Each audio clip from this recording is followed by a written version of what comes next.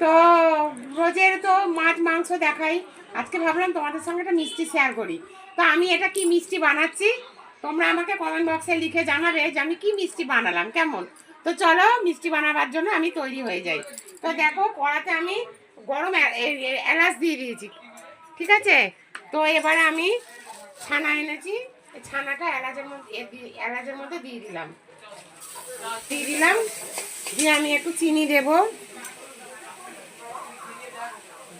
আমার চিনিটা আমি গুঁড়ো করে নিয়েছি, এই চিনিটা একটু দিয়ে দেবো, একটু মিষ্টি মিষ্টি করবো, মিষ্টি তো। আর একটু গ্রেট কাম দিয়ে দেবো, দিয়ে এটাকে আমি ভালো করে নাড়াচাড়া করব। তো দেখো বন্ধুরা, আমার এটা তৈরি হয়ে গেছে।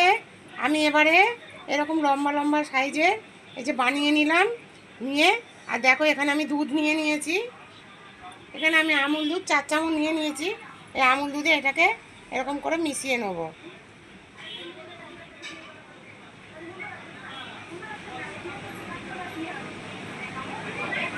এই দেখো আমার মিষ্টিটা তৈরি হয়ে গেছে, দেখো কত সুন্দর হয়েছে দেখতে।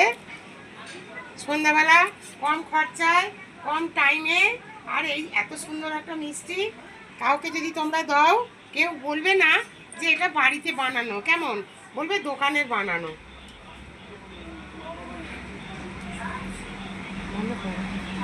বন্ধুরা আমার মিষ্টিটা কেমন হয়েছে দেখো, খুব সুন্দর হয়েছে, আর কি সুন্দর তুলতুলে নরম হয়েছে, খেতে দারুণ হয়েছে। সবাই খেয়েছে আর আমার ভাগে রয়েছে। তো কেমন হয়েছে আমাকে অবশ্যই আমার কমেন্ট বক্সে জানাবে যে আমি এটা কি মিষ্টি বানালাম, কেমন।